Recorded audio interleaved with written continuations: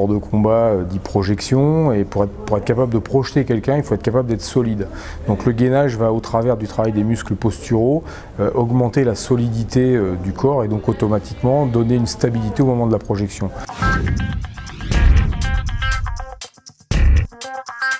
Donc que ce soit du sport de projection comme le judo ou du sport de contact comme la boxe, dans les deux cas, le gainage est fondamental et permet de réaliser les bonnes techniques. Tous les membres vont travailler, on va voir toute la chaîne postérieure, le dos, les cuisses, les ischio-jambiers, les épaules.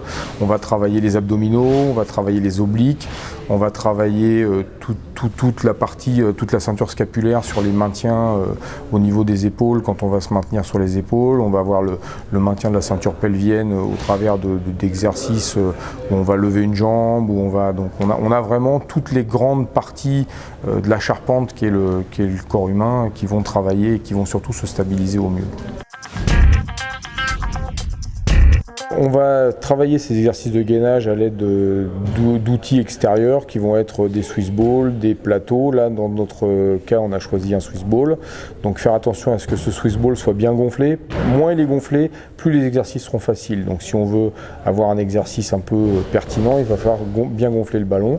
Donc on va partir à genoux derrière ce ballon. On va partir au-dessus du ballon, se déplacer à l'aide des mains pour aller se mettre au niveau des chevilles en appui sur le ballon, maintenir la position. Donc pareil, on peut maintenir la position une trentaine de secondes, revenir en position, mais on peut aussi sans arrêt faire des allers et retours. C'est la position qui oblige un gainage.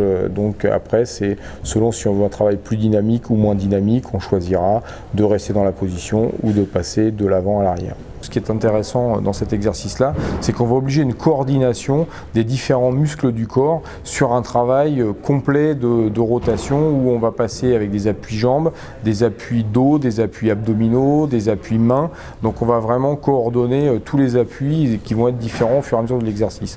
Donc automatiquement, on va complexifier la coordination et on va demander à l'athlète de se coordonner de mieux en mieux au fur et à mesure pour faire cet exercice. De tous les exercices, c'est le plus compliqué.